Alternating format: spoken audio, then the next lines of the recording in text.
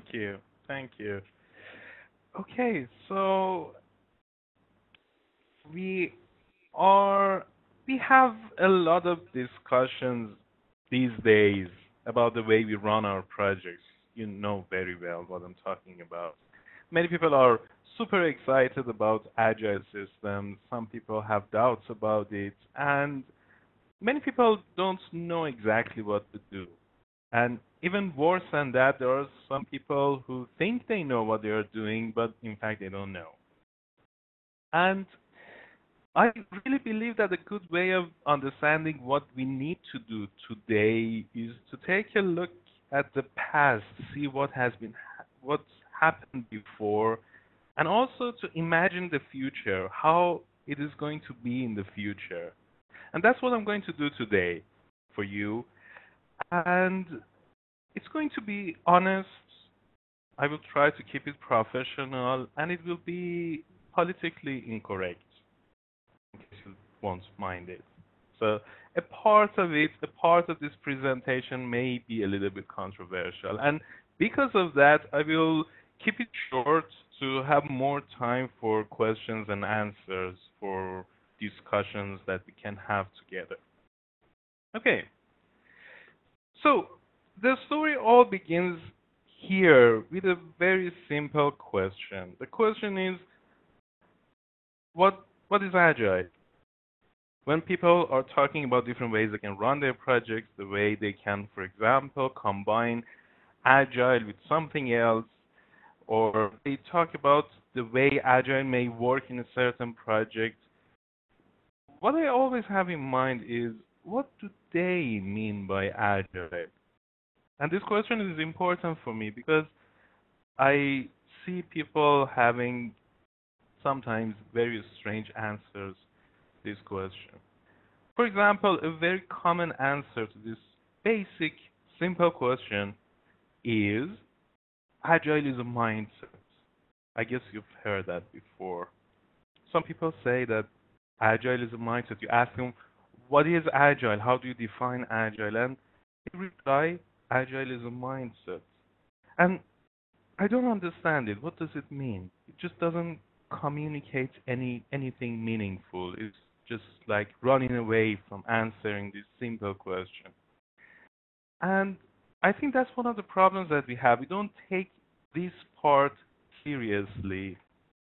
And maybe one of the reasons for that is that some people are more focused on having a badge for themselves, being able to say that they are using something well formed and structured and something cool. And agile is really cool, isn't it, these days?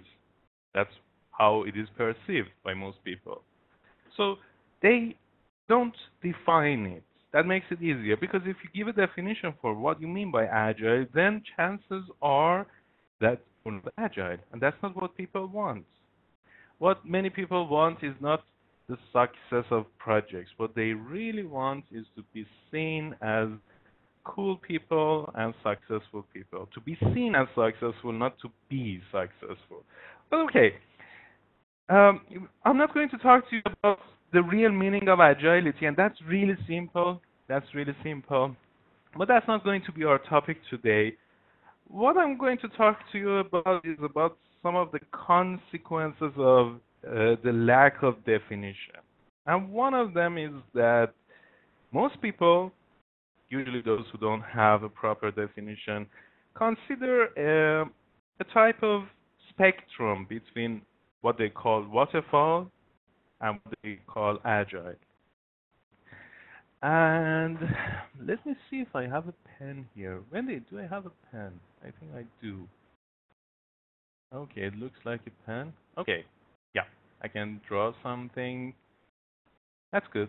Okay, so they see themselves here somewhere in this spectrum.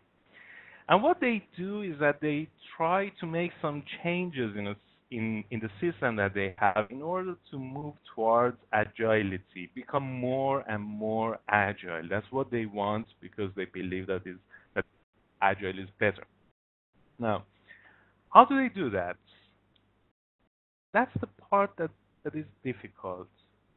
In fact, what they do is that they remove some elements that they believe to be waterfall.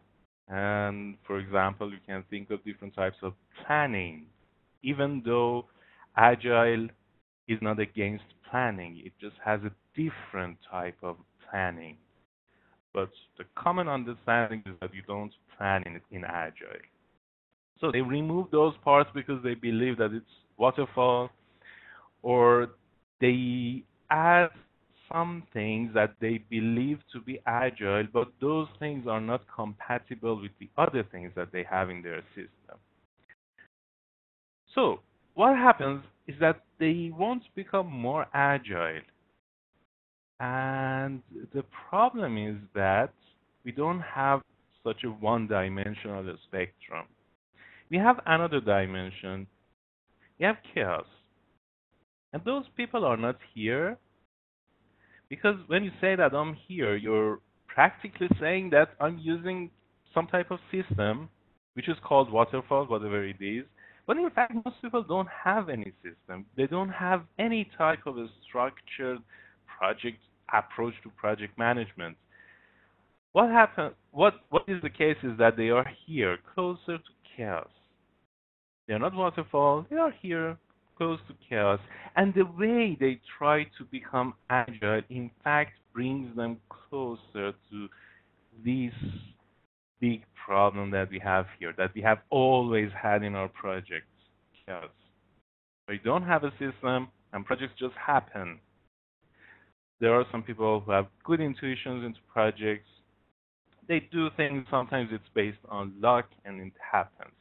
What we really want in projects in this type of model, if you will, is to go up. That's the first goal that we have. Going to left or right, that's a problem that we can have later on. It's not the highest priority for us. And in fact, what most people call the hybrid systems, which they consider as a combination of waterfall and agile, is a label for this chaos. And that's because when we run our projects, we need integrated, holistic systems. That's what can help us. It's not about having a pool of random ideas. It never works. You can never go and check different systems, see what seems to be interesting to you in each of them, pick that thing, put them in a basket, mix them, and just use it. It doesn't work.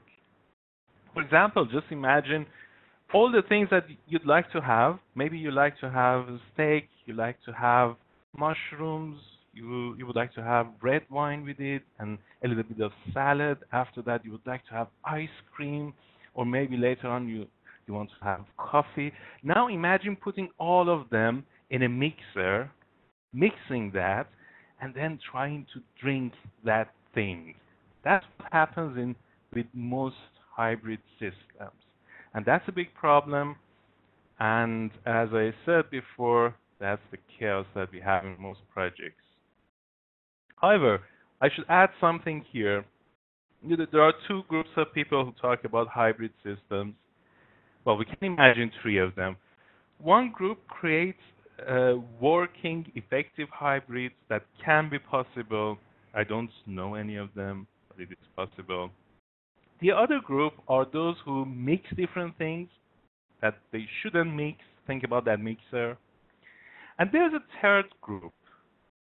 Those people don't really mix things, but they think that they do. For example, I remember once I asked someone, she said that we are using hybrid systems. I said, okay, how do you do that? She said, we use waterfall, but we are introducing collaboration to that. That that's what they some people imagine.